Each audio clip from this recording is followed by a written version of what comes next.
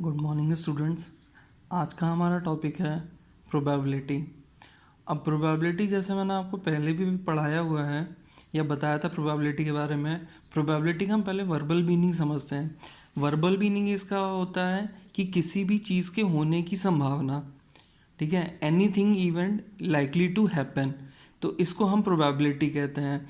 अब मैथमेटिक्स में भी ये कोई ज़्यादा अलग चीज़ नहीं है, यहाँ पे बस हम उसको मैथमेटिकली कैलकुलेट करके देखते हैं। तो प्रोबेबिलिटी ये कह लें या उसको चांस कह लें। अब जैसे फॉर एग्ज़ाम्पल मैंने कई बार आपको एग्ज़ाम्पल भी दिया है, जैसा कि आज बारिश होने की क्या संभावना है, क्या चांस है कि आज बारिश होगी, क्या चांस है कि कल बारिश नहीं होगी। ठीक है, तो इस टाइप के जो इवेंट्स होते हैं, हम जो आपस में नॉर्मली बोलते हैं, ठीक है, कि हम 90% श्योर हैं इस चीज़ के होने की, ठीक है, तो वो 90% श्योर क्या कहलाते हैं कि आप 90% तो श्योर हैं, लेकिन 10% आपको थोड़ा सा डाउट है कि ये चीज़ नहीं होगा। तो वो जो आप चांस की बात करते हैं या जो आपकी अनसर्टेनिटी होती है, इन्हीं को हम प्रोबेबिलिटी से लिंक करते हैं। अब इसमें आता है एक टर्म आती है रैंडम एक्सपेरिमेंट की। रैंडम एक्सपेरिमेंट वो होता है जिसमें आपका कोई कंट्रोल नहीं होता, इवेंट हो रहा है, वो जैसा आ गया। जैसे बारिश का ही मैंने एग्जांपल लिया, कल बारिश होगी, इसकी क्या संभावना है, ये आपके कंट्रोल में नहीं है। बारिश होगी तो हो जाएगी, नहीं होगी तो नहीं होगी। तो वो वहाँ पे होनी है या नहीं होनी, यहाँ पे 50-50% चांस बन गए। आपने कॉइन उछाला, ठीक है, टॉस किया, हेड आएगा या टेल आएगा, वो आपके कंट्रोल में नहीं है। तो इस तरीके से हम इनको रैंडम एक्सपेरिमेंट कहते हैं। अच्छा, रैंडम एक्सपेरिमेंट के बाद आपने जैसे कॉइन टॉस किया, टॉस करने के बाद जो हेड आया तो वो आपका आउटकम हुआ, तो उसको हम आउटकम कहते हैं। जो आपका रिजल्ट आता है उसको हम आउटकम कहते हैं। देन इसी के आगे हम कंटिन्यू करते हैं। आउटकम में equally likely outcome. Equally likely outcome क्या होता है, जैसे सपोज कर लिया आपने कोई एक्सपेरिमेंट परफॉर्म करा, तो उसमें जैसे टॉस का ही एग्जांपल लेते हैं। टॉस में दो चीज़ होती है, या तो हेड आएगा या टेल आएगा। दोनों के 50-50% चांस बन गए, तो ये दोनों की प्रोबेबिलिटी अगर देखें तो या तो हेड आ जाएगा या टेल आ जाएगा। तो दोनों ही की जो आउटकम आने के चांसेस हैं वो इक्वल हैं, दोनों के हाफ हाफ हैं। इसी तरीके से अगर हम डाइस का एग्जांपल लेंगे, डाइस में जो आपकी रोलिंग डाइस होती है जिससे आप लूडो खेलते हैं, उसमें टोटल 6 नंबर्स होते हैं, 1 से लेके 6 तक प्रिंटेड होते हैं।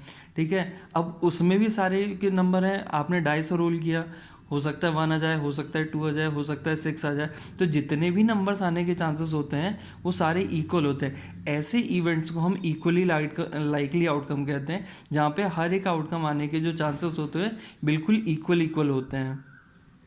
अब यहाँ देखिए, जैसे लिंकिंग चांस टू प्रोबेबिलिटी, जो मैंने आपको बताया था, डाइस का एग्जांपल दिया था।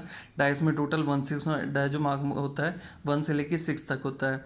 तो इसमें सारे नंबर आने की प्रोबेबिलिटी इक्वल इनके चांसेस होते हैं। तो यहाँ पूछा गया what is the probability of getting the outcome 2 तो एक ही है, तो नंबर ऑफ आउटकम गिविंग 2 आपको 1 है। Number of equally likely outcome कितने हैं, 6 हैं। तो आपने इस जो चांस है इसको आप प्रोबेबिलिटी में चेंज करते हैं। यही हमारी है कि हम इसको मैथमेटिकली रिप्रेजेंट कर रहे हैं प्रोबेबिलिटी के फॉर्म में। अच्छा जी, आउटकम एज एन इवेंट से और आउटकम में थोड़ा सा स्लाइडली डिफरेंस होता है। आउटकम, आपने एक्सपेरिमेंट किया तो आपको उसका रिजल्ट जो मिला हम उसको आउटकम कहते हैं। अब ज़रूरी तो नहीं है एक ही आउटकम हो, जैसे डाइस में मैंने आपको बताया 1 से लेके 6 तक नंबर मार्क है। 1 भी आ सकता है, 2 भी आ सकता है, 6 भी आ सकता है, कोई सा भी नंबर आ सकता है। तो टोटल 6 नंबर हो गए। तो इसके जो पूरे के पूरे 6 आउटकम हो उनको टोटल मिला के हम इवेंट कहते हैं। वो उसके 6 इवेंट हो गए, उसमें से आपको आपका आउटकम मिला। नेक्स्ट इधर देखिए, प्रोबेबिलिटी में ये है, probability of an event is denoted by P bracket E. हम इसको पी ई से डिनोट करते हैं। जो पी ई की वैल्यू है वो सबसे मैक्सिमम होती है 1 और जो सबसे लोवेस्ट होती है 0। तो P E lies between 0 to 1। यहाँ पे देखिए मैंने ग्रेटर दैन इक्वल टू, यहाँ लेस दैन इक्वल टू का साइन लगाया। दैट मीन्स ये 0 भी हो सकती है और ये 1 भी हो सकती है। दो इवेंट आते हैं, एक श्योर इवेंट होता है, एक इम्पॉसिबल इवेंट होता है। श्योर इवेंट जहाँ पे आपको पता होता है कि हाँ ये चीज़ कंफर्म है, 100% श्योर है, ये होनी ही होनी है। जैसे कि सनराइज ईस्ट में होता है, ये एक श्योर इवेंट है, वो वेस्ट तो कभी राइज होगा नहीं, तो उसकी अगर हम प्रोबेबिलिटी निकालेंगे तो वो 1 ही आएगी। 100% है कि श्योर जो सनराइज है वो आपका ईस्ट से होना है। इम्पॉसिबल इवेंट में जैसे आपने हमने डाइस का एग्जांपल लिया। डाइस में 1 से लेके 6 तक नंबर होते हैं।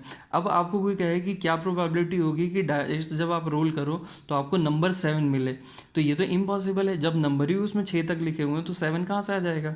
तो ये तो उस इम्पॉसिबल इवेंट की जो प्रोबेबिलिटी हो गई वो हो गई 0।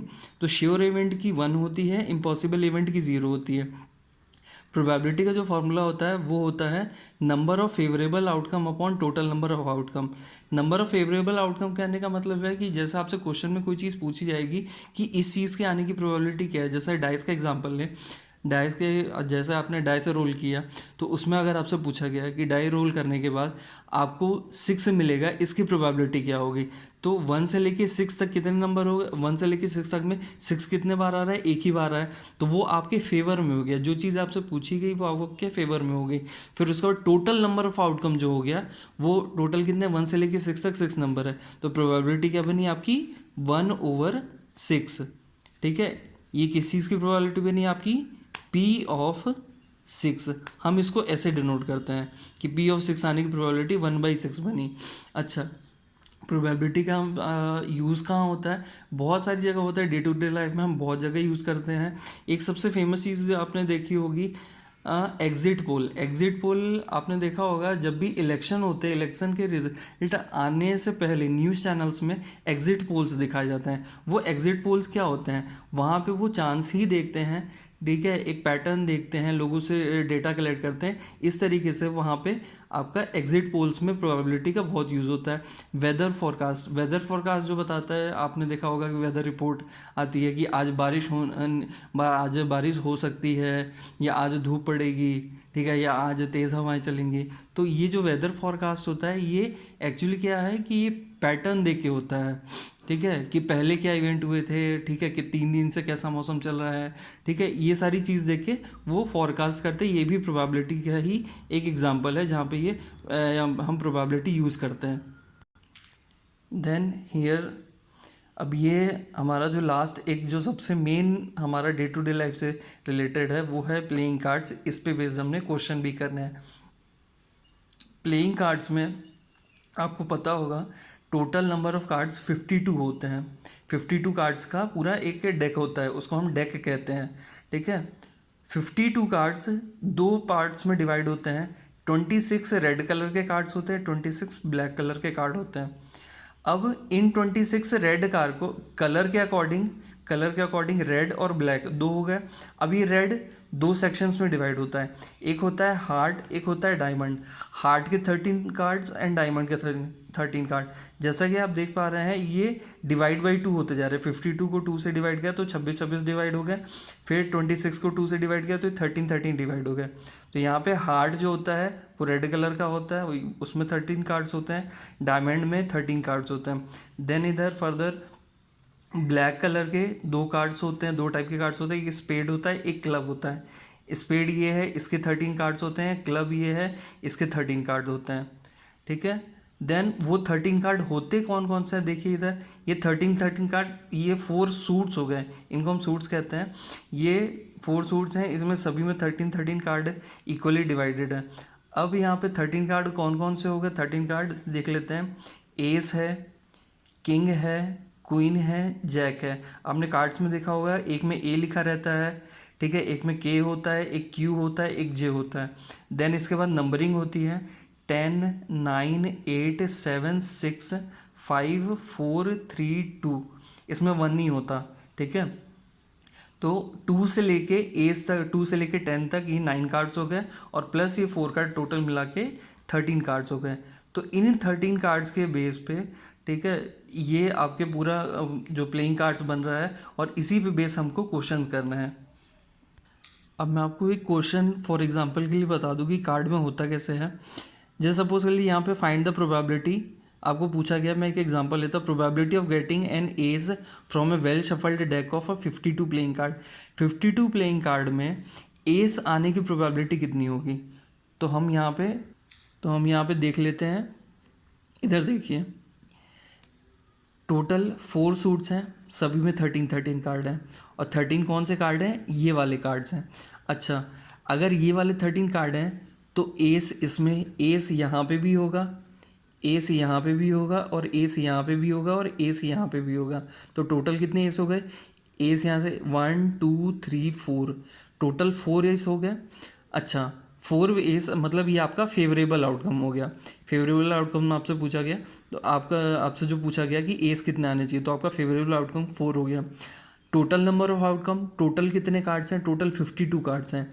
तो जो प्रोबेबिलिटी ऑफ एस की बनेगी, पी ऑफ एस, वो होगी 4/52। आप चाहें तो इसकी कटिंग कर सकते हैं, 4 1 ज़ा 4 एंड 4 13 4 ज़ा 52। तो इसकी कटिंग होके 1/13 है। तो इस तरीके से आपको प्रोबेबिलिटी के क्वेश्चंस कर रहे हैं जो एक्सरसाइज 14.4 में दिए गए हैं।